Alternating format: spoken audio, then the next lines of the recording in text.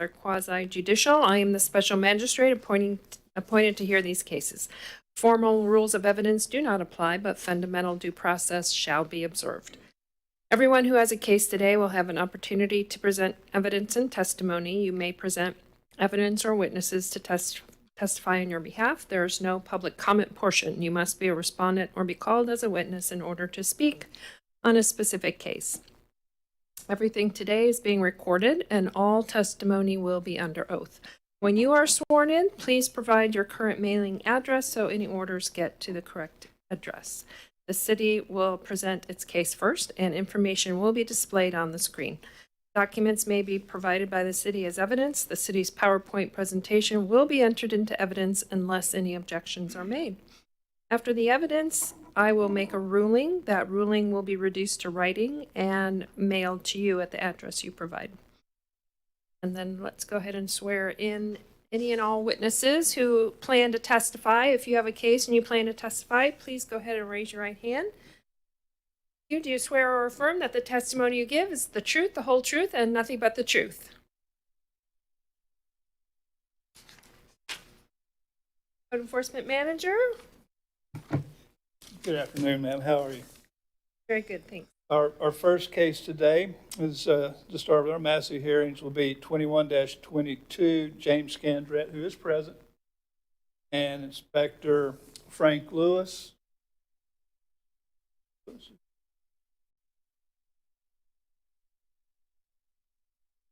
Just ready. Good afternoon, ma'am. Yeah. First PowerPoint, please.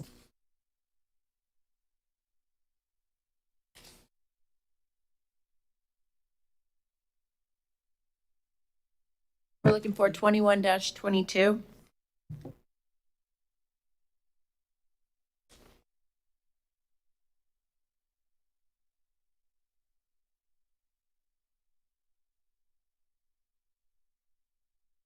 Here we go. Okay, Special Magistrate case number 21-22. Respondent is Mr. James Scandrett. Violation address 3920 Barcelona Street here in Titusville. The violations were section 12-23, machinery parts, scrap lumber, etc. Section 1373, inoperable vehicles, which are brought into compliance January the 11th of 22. Section 6-109, subsection 304.1, general exterior maintenance. And 6-109, subsection 302.4, overgrowth. Originally heard at September 13th hearing, 2021 hearing.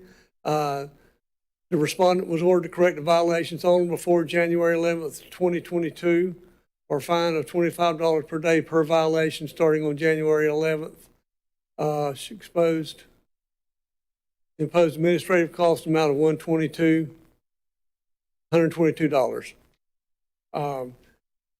I was out this morning. Mr. Scandrett has made considerable progress. The front is pretty much done as far as junk and debris and overgrowth is concerned.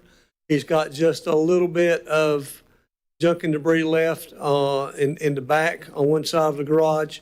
And he's about 98% done on his overgrowth in the rear. I reserve a little bit on that because some of it may be native Florida growth that he may not want to cut, may not be able to cut. He does have a path cut all the way around the backyard and several paths cut through. And that's the way it was as of this morning. The weeds, But no repairs to the roof. junk and debris, general exterior maintenance. Yes, ma'am, that'd be with the roof. And nothing, No, no ma'am. progress on the roof. So based on what you're telling me, he's close to compliance on two of them, came into compliance on one of them, and is still far from compliance on the general maintenance. Yes, ma'am, that is correct. Okay, sir, would you like to come up?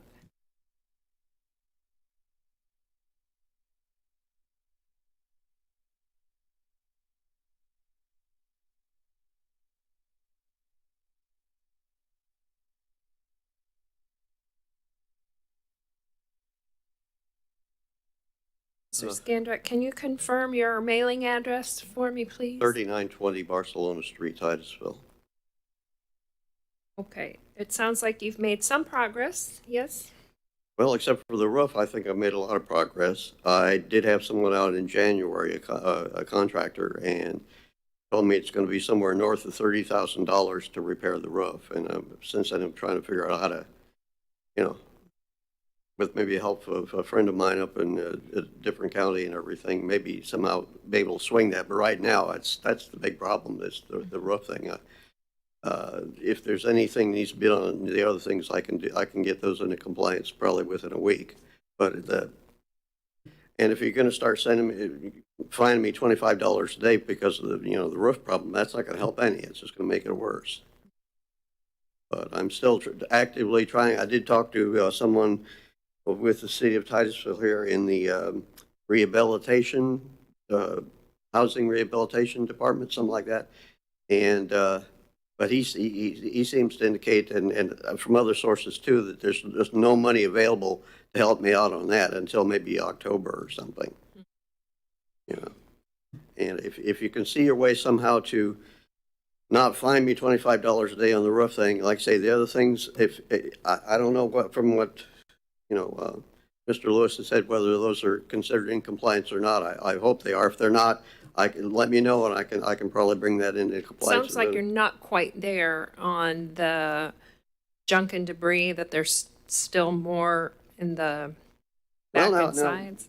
When Frank was out here, he seemed to indicate that was not a problem, that the main thing was that I just needed to do a little more on the undergrowth. And that and if there's something else needs to be done about the junk and debris, send Frank out again tomorrow or something, and I'll take care of that too. Okay. But my understanding was that I'm now in compliance except for the problem with the roof. Okay. Frank, would you want to comment any further on that? Morning, we discussed, got a little bit of junk and debris right side the garage, needs to go. Yeah, well, like I say, that could be cleared up. If that's preventing me from being in compliance, I can take care of that in a day or two. Yeah. Okay. Once my knee gets a little better, I was up there this morning pretty early working on all this stuff, and that's the only thing that's bothering me. It's just I'm 72 now, and it's not. The spirit is willing, but the flesh is. I hear you. In bad shape. I know how that goes. Well, we did have our first hearing back in September, and I did give quite a bit of time to get this done. And I understand that the costs of the roof are difficult. I'm inclined to find you in compliance on the three violations: inoperable vehicle, general maintenance, and weeds, but clearly not in compliance on the general maintenance. You haven't started repairing the roof yet, and I don't really have a solution for you on that. Nobody does. I mean, it's a bad situation. The cost of roofing and materials and everything else has gone sky high in the last. I guess I don't have to tell you that. You probably know this too. That it's. When my parents bought the house back in 1960, the whole total cost of the house was like $35,000 or something. Yep. Like I say, now just to fix the roof, it's $35,000 or something. Yes. If there's any way you can see fit to, maybe not, like I say, at least, I don't know, anything you can do for me. I can't change that because the city hasn't really provided me any alternatives other than to just follow Florida statutes on whether you're in compliance or not in compliance. Because all the testimony is that you're not in compliance on the and I don't really have any flexibility in terms of, under the statute, in terms of any solutions I can offer you, other than to find that you are in compliance on the 3 violations, but not in compliance on the 1. So that would be $25 a day. That would have started January 12th. Wait, excuse me, but at the last hearing, I think you said something that you didn't want to do anything retroactive on the fines. Not retroactive. It started, you were supposed to be in compliance by January 11th. That was, the order was that you come into compliance on January 11th and didn't come into compliance on January 11th. So the fine would start to run. That was not my understanding. I'm sure that's what the order says. So, and that's typical. That's how the statute allows it to go. The statute says you can give a person so much time, bring it into compliance, and not assess a fine until that compliance date. Okay, I would respectfully suggest that you review the hearing transcript or the tape or whatever from January 11th. I didn't retroactively impose any fines. No fines were No, but you imposed said, until- at that hearing, I think you said that someone suggested, maybe the city attorney or someone suggested that the fine should start on January 11th, and I think you said you didn't want to do that. That as long as it was, I don't know, maybe I'm misunderstanding what was going on. Yeah. Yeah, I just have a different If I recollection. may, ma'am.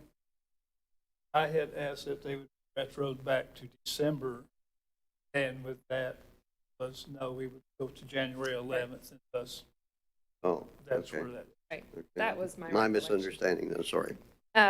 So the only, I guess, solution is that you try to come into compliance as quickly as possible so that that $25 a day stops running. Hmm. And you have to work with the city to get in compliance and get a finding of compliance. Once you get the city to find you in compliance, the fine stops running, and then the city has some alternatives in terms of what they can do with the fine. Because I know that they're working on a program dealing with fines that Uh-huh, okay. Okay, but I am in compliance with the other things, the other, I'm going to go ahead and find you in compliance with the three other violations. okay. So, based on the evidence, anything else from the city? No, ma'am. Anything else, sir, that you'd like to add? No. Right, I will find that, based on the evidence and testimony, that the violation of weeds, junk and debris, and inoperable vehicle are now in compliance. However, the testimony from both sides is that the general exterior maintenance violation, namely the roof, is not in compliance and nowhere near being in compliance. Therefore, pursuant to the previous order, a fine in the amount of $25 per day will begin to run effective January 12, 2022, and shall continue until compliance is achieved. And you need to contact Code Officer Lewis as soon as possible to get him to come out and inspect when you believe you've come to compliance. And the costs in the amount of $122 are imposed. And that's it. Okay, thank you.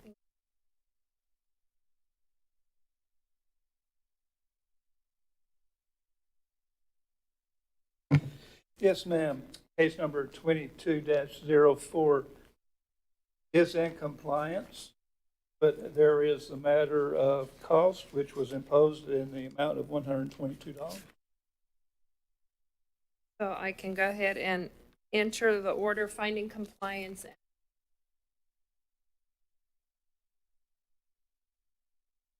Form that I.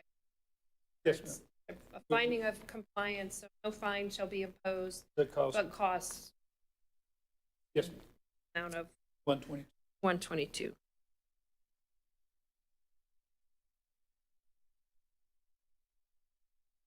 And nobody is here today?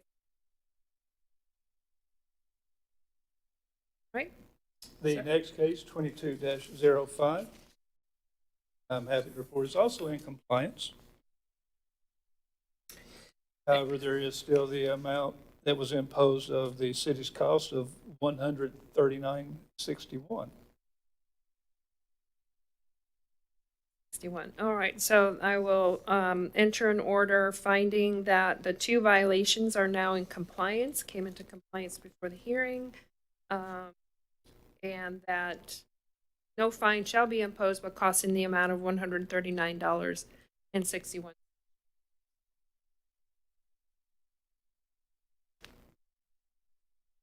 Our next case is 22-06, 1545 King Court. Inspector Hutchings' case, and there is also a representative present today that will.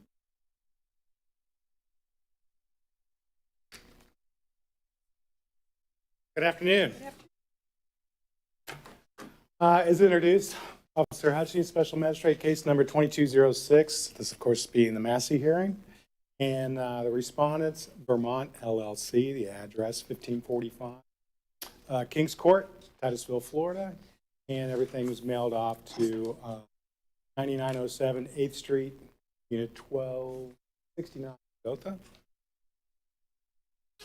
And going there this morning, the crew that I had met that was on site at the time last week did manage to get the pool in compliance.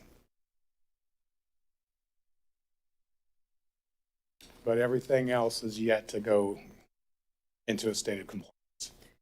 All right, give me some information on each one of the violations. To start off Stage with, it's in. they had gone through with some of the general exterior maintenance, and what they've done is they started to enclose some of the fascia and the soffit areas, but there was enough of it that due to the type of damage that I had noted, an inspector from our building department probably should have been in there, obviously, before they closed everything up to be able to tell structurally sound the truss tails and everything leading up to the support of that roof area. And that would also, too, the roof and drainage, there were some issues with the roof that I saw, whether it be just simple shingling or just in the way that the roof had looked. You had some low spots in there that there could possibly be some decking damage. The windows and the skylights, the electrical. They had done some work on the main panel in the house, which was questionable. In the manner of means, methods, and materials that were utilized. They had also went through and installed from the outside of an existing leg of electricity, excuse me, brought it into the house through the wall to power up the bathroom fan, which still was not fully connected at the time. Don't know what the amperage of that was with regards to the work that they had done or what the power supply needed for that particular mechanical facet of what they did would be needing. So the leg itself could already be stressed with regards to being able to supply power. If you have the proverbial light here, light there, you hit the fan and everything blows out. Other than being able to pull a permit for that, an inspector would be the one to go in and make that determination. Got it. And then we move on to the windows, skylights, and the door frames. The scenario was basically with the windows pointing out the generalized code, and that was the replacement or the inoperability of the windows that I had noted. They had replaced some without a permit. Also, too, there were a number of them that needed either repaired or replaced, especially in the bedrooms, which obviously is your emergency ingress egress. Mm-hmm.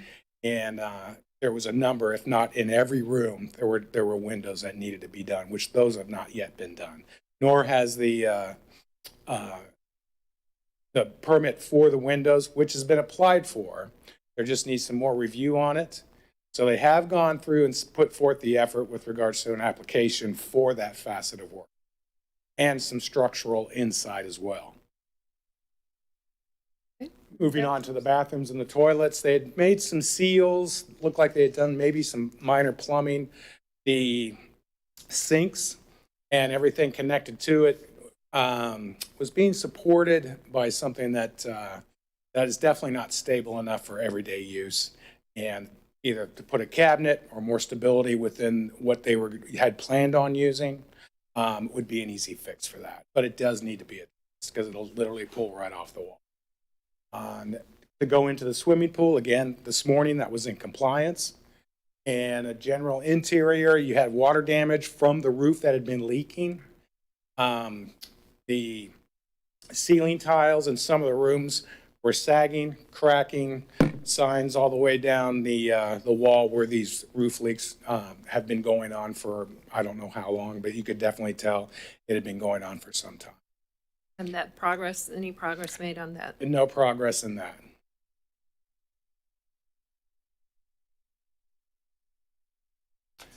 So we can go ahead and again, with the above violations have been brought into compliance, the swimming pool in fact has. And the case was initially heard and presented in January 10th and was to come into compliance by 2/11 of 2022. No representative for that particular meeting from Vermont LLC was present. Special magistrate ordered that the respondent correct the violations on or before February 11th of 2020. Or a fine of $50 per day per violation will be imposed. The fine shall commence February 12th.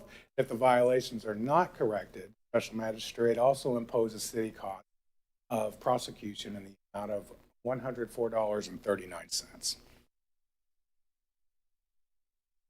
And a Ms. Burns is here representing Vermont LLC. Would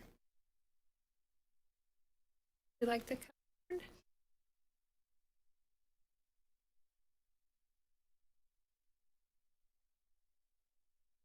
Good afternoon. Hi, can you give me your name and your mailing address? Yes, Danielle Burns, and then the mailing address that notices are sent to, I believe it's 9907 8th Street in Gotha, Florida. I believe it's 1269 is the unit. And what's your relationship with the owner? So I was hired as the contractor to resolve the items that need a permit Okay. for this case. Okay. Tell me about what you've done to bring these violations in. Yes, ma'am. So I've applied for the permit. After hearing the code officer speak, I realized there's probably a few things that I do need to add to the permit that I was unaware of when I was initially hired. The good news is that the permit is in processing. They're waiting on a response from me for the glazing, which I'll be able to give them that today. So what I'm asking for on behalf of the owner is basically an additional month without fines imposed, because I believe, and this from what I've heard, my contact there is they think that they will be able to also get the items that they're responsible for also in compliance within the next few weeks. We're just waiting on my permit. I know they have been searching for an electrician to obviously fix the things that would require a permit for the electric. And then I also noticed that he had mentioned the roof as well. I do have a roofing contact that I can contact if a roof report would do, to either say the roof is good or the roof is bad. But either way, that's what's been done, and hopefully, I'm hoping, depending on how fast the city moves with permits, because I know every municipality is different with how fast. Sanford, they're taking 30 days to approve a permit, and then Holly Hill, they approved one of my permits in a day. So it just depends. Obviously, I have to get them a response for what they need as well. And when did you get hired? I think it was back in January. I don't have the exact date.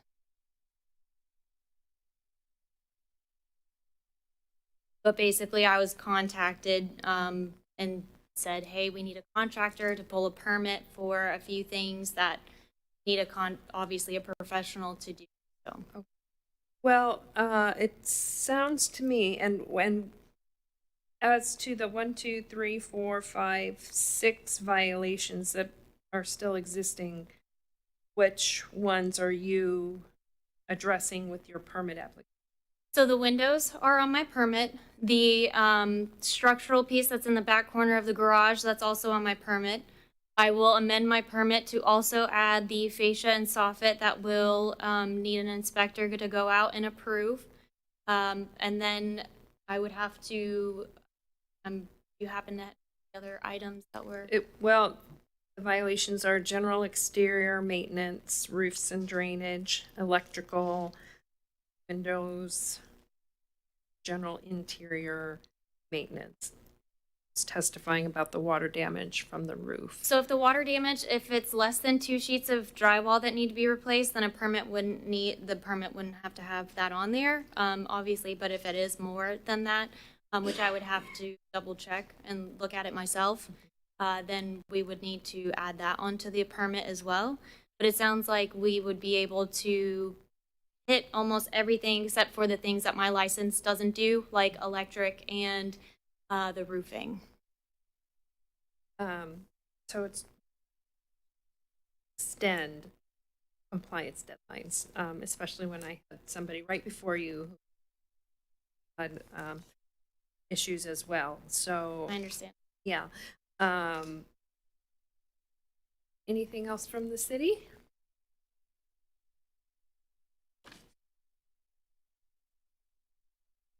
No, ma'am. Okay. Sorry. Thanks for that dramatic pause. Just kind of working it. And I completely understand that you obviously you have to follow the rules, but with shortage on materials, labor, I would like to really ask if we could have that one additional month, because I am confident, being a contractor, that we would be able to get the work done within the next month. So that was the January thing when we had. I'll ask the officer, do you think that that was realistic, that they would have been able to get all of the items on this list done? From the original set dates, Yes. the lack of progress that I saw, no. But now that they've actually hired a GC that I'm assuming has a crew or the connections to a crew, especially with the roof, whether they pull in an electrician that she knows or not. She probably has more connections. I can see it happening in 30 days if everything comes together. I'll Nope. tell you what I'm going to do. I'm going to table this for a month. And what that'll mean is I'm not making a ruling today, but I like to see that they've hired you, and I'd like to give you the chance to light a fire under your client to make sure that it's done by the next meeting. What will happen if it's not all done to the satisfaction of the code officer, then the fine will begin to run from February 12. And it's $50 a day per violation. So there's multiple violations. So I don't like to do this, but Yes, ma'am. I'm happy that they've hired someone who seems to be on the ball and willing to get things done. So I'm not making a ruling on anything. I'm just tabling the case at this point to the next meeting, which is March 14th. March 14th. And I appreciate that, and I'm confident, and I will work with, I'll probably work directly with him to make sure that we can get this Right. done and closed out. And it's not just the things that you're in charge of. They've got to make sure everything Yes, ma'am. is done. All right. Thank you. Yeah, thank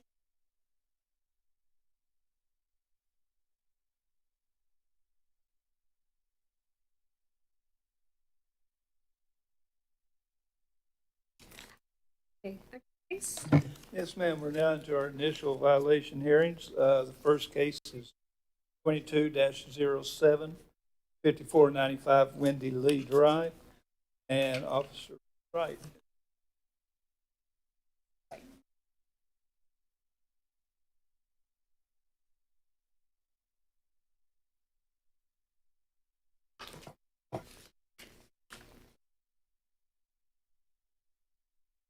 Good afternoon. All right, I have 3 exhibits for you. The first one is going to be the affidavit of notice of violation. The second one is going to be the affidavit notice of hearing. And the third item is going to be the cost recovery statement in the amount of $157.20.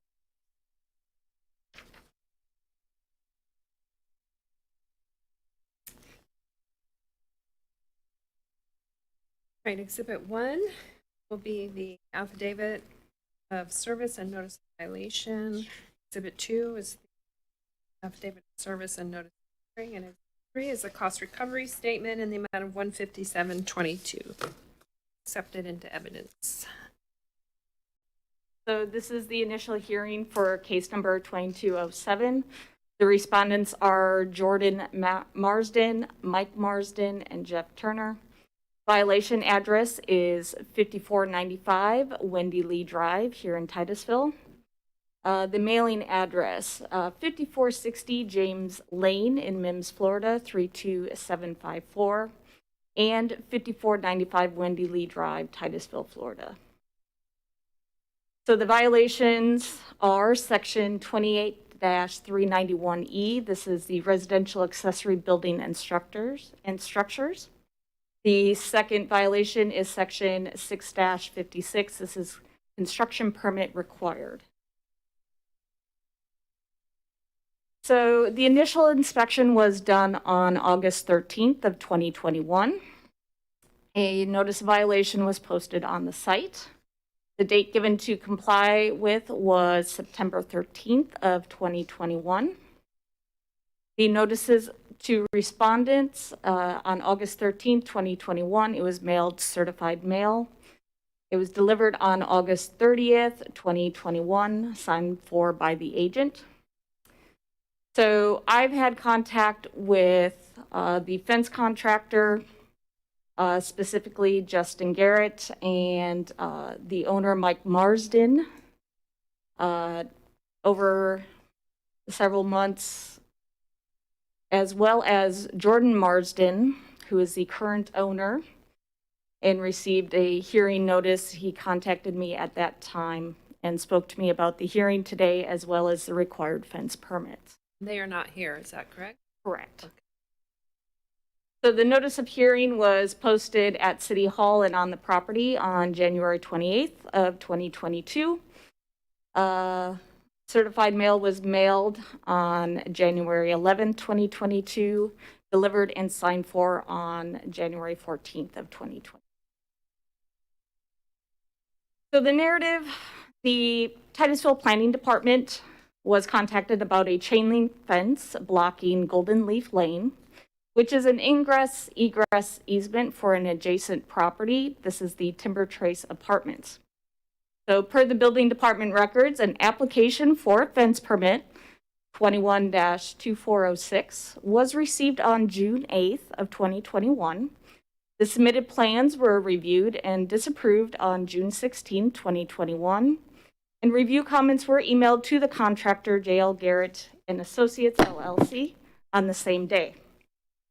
The inspection completed on August 13th confirmed the 6-foot chain link fence had been installed along the rear property line across Golden Leaf Lane, blocking access.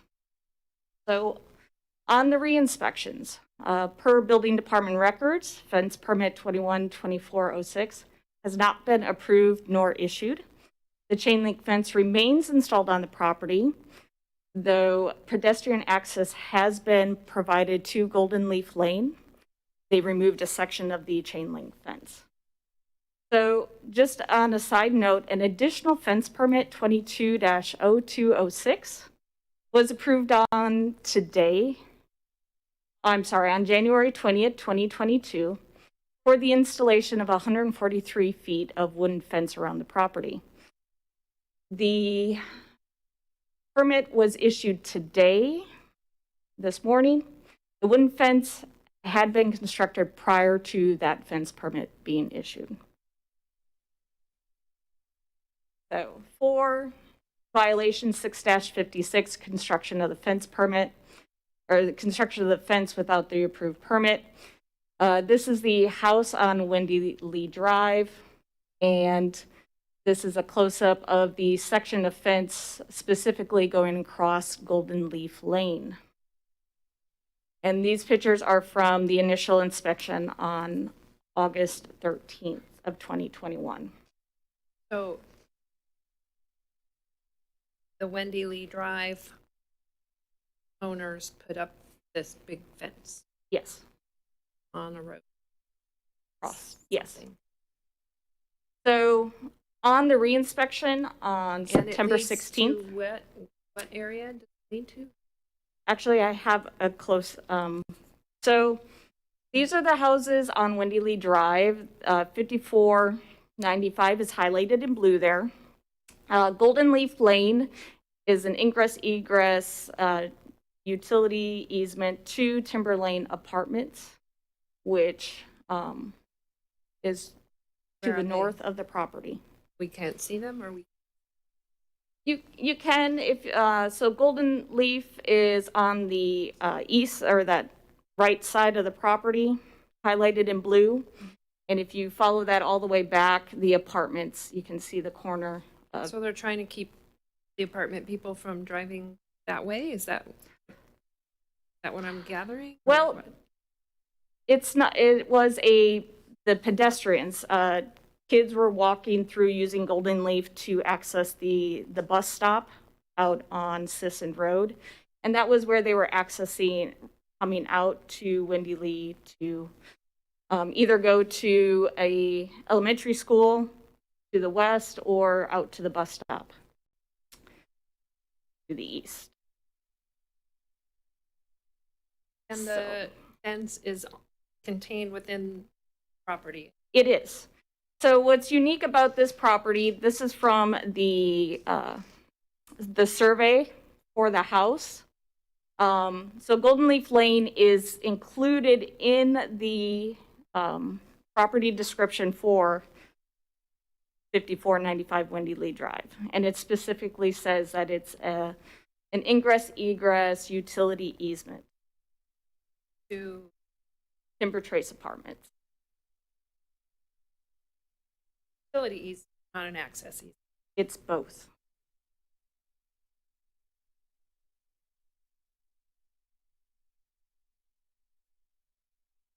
So. And Conclusions the of access easement for the apartments. for the use. Yes. For its residents, yes. All right.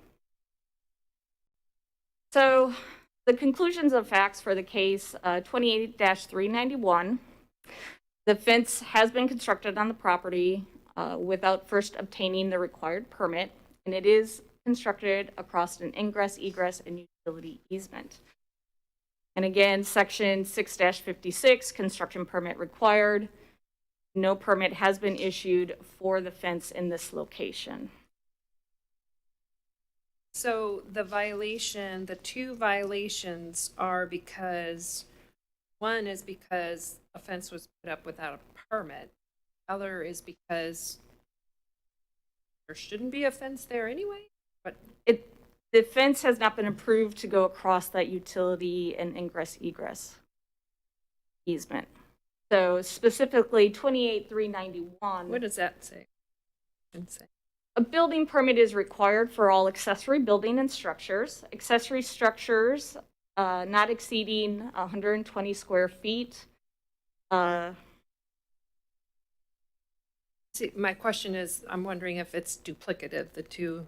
Well, the specific section, no accessory structure or equipment, the last line of this ordinance section, no accessory structure or equipment such as permanently installed generators shall encroach onto a utility drainage, which Golden Leaf Drive is. So is the bottom line, they can't put any kind of fence there?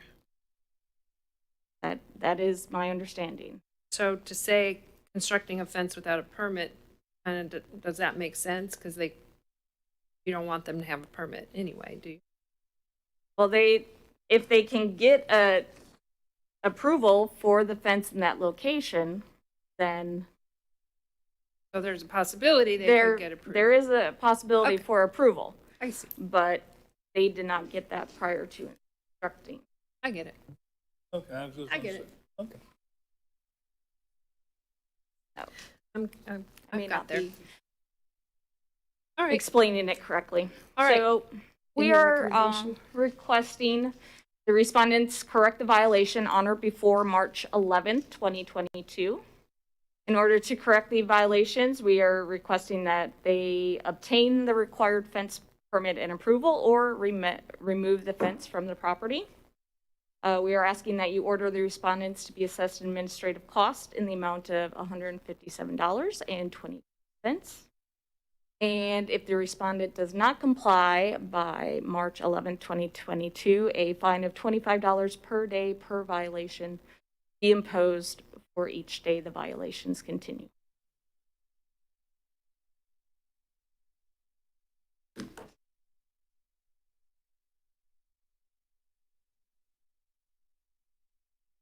Okay. And is here on behalf of the owner. I will go ahead and do my ruling. I'm incorporating the facts contained in the PowerPoint presentation and in the presentation of Officer Wright.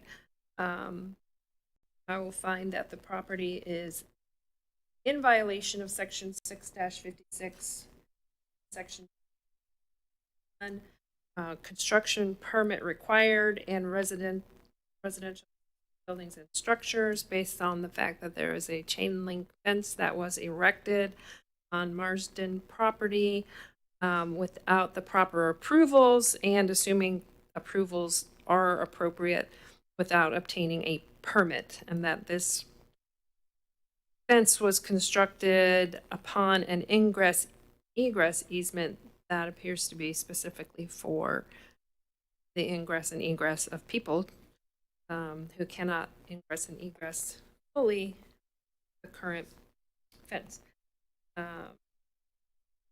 Posing a fine of $25 per day per violation, and there are 2 violations, if the violations are not corrected by March 11, 2022. Correction accomplished by obtaining proper approval for the existing fence and obtaining permits, or removing the fence completely. And the owners are directed to contact Officer Wright as soon as possible in order firm company. Cost shall be imposed in the amount of $157. Thank you. Thank you.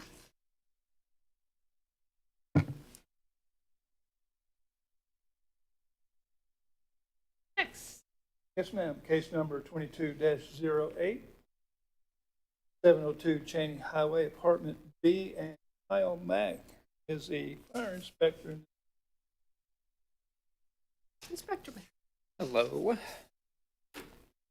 So I've got the cost recovery and the notice of hearing and violation. Thank you. Exhibit 1 will be the affidavit of service and the notice of violation. 2 will be the affidavit hearing. The cost recovery statement, $139.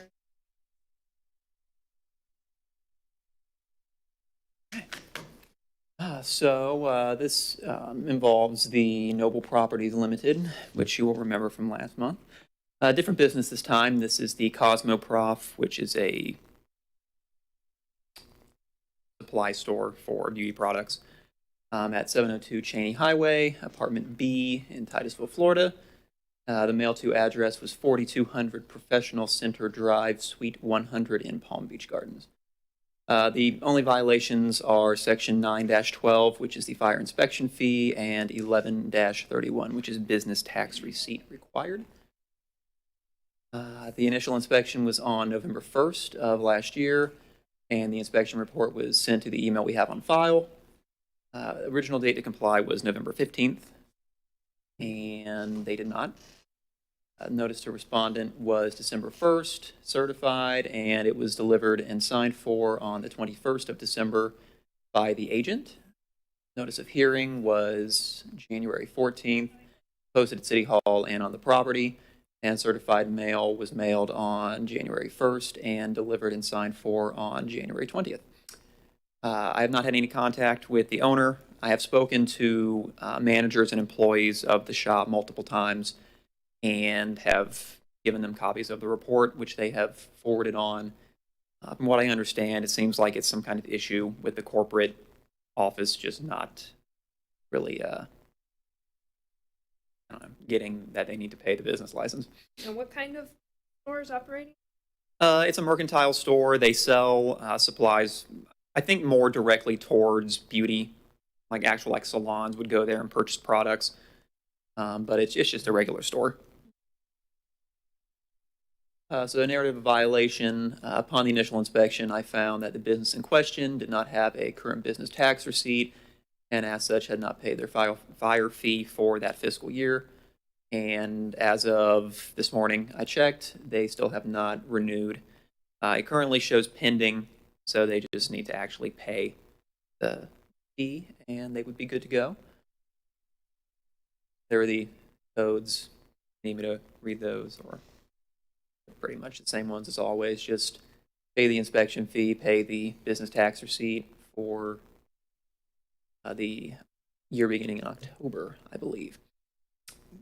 So simple conclusions here for the fire inspection fee. The fee specifically for us is $50 as determined by our fee schedule, and the business tax receipt came out to $109.20 with a late fee of $27.30 for not having renewed by October 1st of 2021. Oh, that.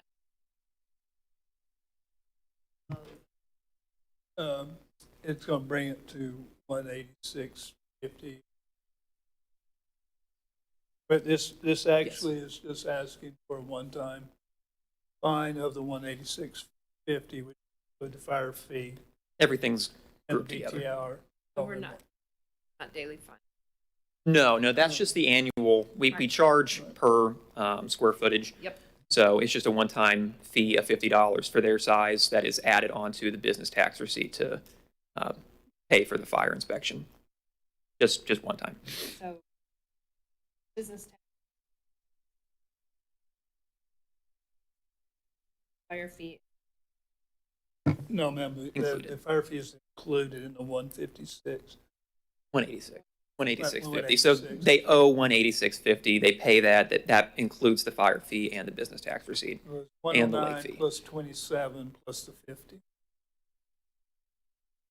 Got it. Plus, you're asking for costs in the 61. Yes.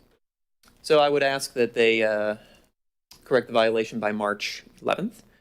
And they just, like I said, have to pay all the BTR and fire fees to the city. They can contact City Hall for that and order the respondent to pay the administrative costs of $139.61. And they can just give me a call, let me know, or I will check the system and see that it has been paid. And no one is here representing Noble Properties, I take. I do not believe so. Don't see anyone. Right, I'll find that property is in violation of section 11-31, business tax receipt, and section 9-12 for fire inspection fee, which brings a total single amount flat fine of $186.50, incorporating the facts contained in PowerPoint presentation, the inspector's testimony. Making this ruling, I find that proper notice was provided, but that the respondents, the expense shall be paid by March 11, 2022, and costs shall be 60.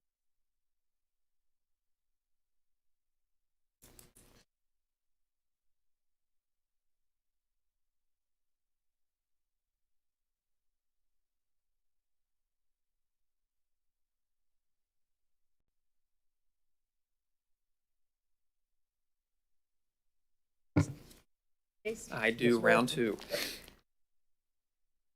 It'll be the last case today, 22-10, 1555 Cheney Highway, and again, Inspector Kyle Mack. Case agent. All right. So again, affidavits for violation hearing and the cost recovery. you. I will admit into evidence the David service.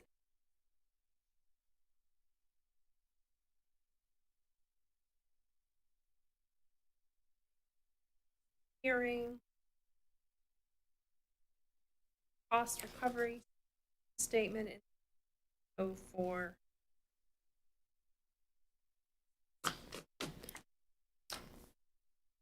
Right. So this one is the DG 711 Holdings LLC. It's a Dollar General store located at 1555 Cheney Highway in Titusville with a mail-to address of 110 East 40th Street, Suite 402 in New York, New York. The violations were originally NFPA 101, 7.10.5.2.1, which would be surface repair of exit signs, and NFPA 1 18.2 Fire Department Access, which has come into compliance. So the only remaining one would be the exit signs. The initial inspection was also on November 1st of 2021, with the inspection report sent to the email on file, also 11/15 for the reinspection date. Notice to respondent was January 3rd, mailed certified and delivered and signed for by an agent on January 27th. Notice of hearing was January 14th, posted at City Hall and on the property where the violation exists, and certified mail was mailed January 11th of 2022 and signed for on January 27th. Again, no contact with the owner. Managers on site have confirmed that they have sent all the relevant information to the next, I believe they call them district managers at Dollar General. And while they had not heard anything back at the time that I wrote this, I went out last week, and when they gave me the key for the front door, the manager at the store said that Dollar General sent out some sort of repairman, and he looked at the signs but did not have the appropriate repair solution, be it batteries or new signs, so he would have to come back. So they didn't actually get any of them fixed, but they had finally sent someone out to take a look at them. So you can disregard that last bit about the key. They did finally get a new one for me. So this is actually kind of a repeat issue. The last 2 years, they've continued to have exit signs that do not function. So it's basically all of them except for one, I believe, in the store. Do not currently turn on during emergency use. Could be the batteries are dead, sign issues, electrical wiring. They just need to have someone come and check that. And like I said, they just had someone come out and take a look at it, and he is, I assume, going to order the necessary parts, and it just has not actually been completed yet. So again, NFPA 1 710.521 is just repair, replace faulty exit signs so that they work as intended. And the fire department access was providing a key for the front door, which they have done so. And conclusion of facts for this case, the exit signs have not been repaired, so they do not function as intended if the power were to go out. I would order or ask you to order the respondent to correct the violations on or before March 11th of 2022. In order to correct the violation, they must repair or replace the faulty exit signs.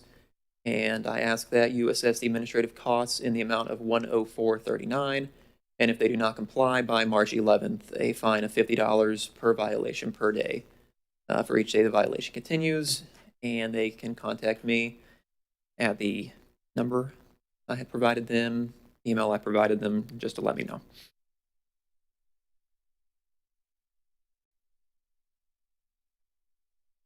All right, I'll go ahead and find that proper notice was provided and the respondent is not present.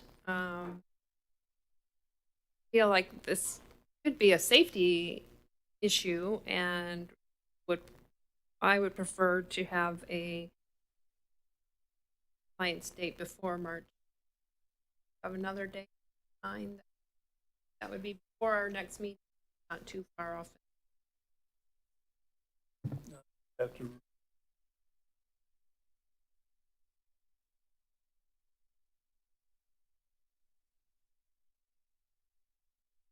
Usually for us, we give them 2 weeks. So we could, I'm trying to, the phone updated, now everything's different. So 2 weeks would be February 28th. That would be the standard amount of time that we give them is 14 days. So if you wanted, we could do February 28th instead. All right. I'm going to modify your recommendation to have a compliance date of February 28th, 2020 to repair or replace the faulty exit signs. I think that is a safety concern. Go ahead and impose a fine of $50 per day for the one violation in the event that compliance is not achieved by February 28th, and impose costs in the amount of $100.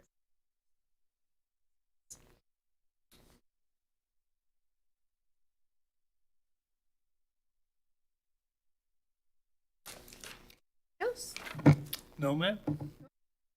and we are adjourned.